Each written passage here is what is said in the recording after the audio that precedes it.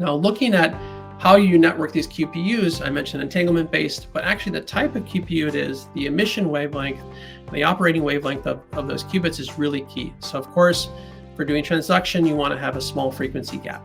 Photonic quantum computers like PsiQuantum are going to be the easiest to network.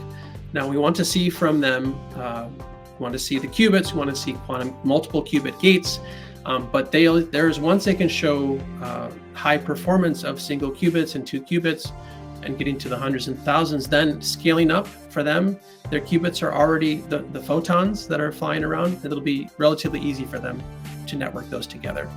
Trapped ions are the next easiest due to their wavelength in the 1 to 1.8 microns.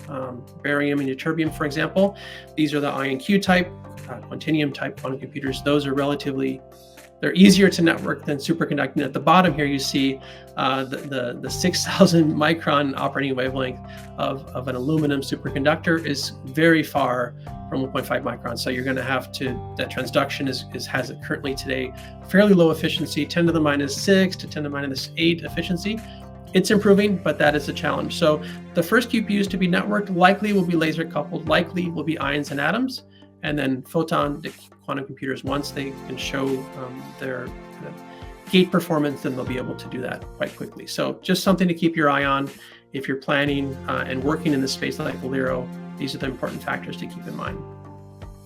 In the components of a QPU network, there's been good progress. Part of our program with AFRL, we're going to do the transduction, look at the transduction with them. So AFRL has some capabilities there. They're working with IonQ to couple and to network the QPUs.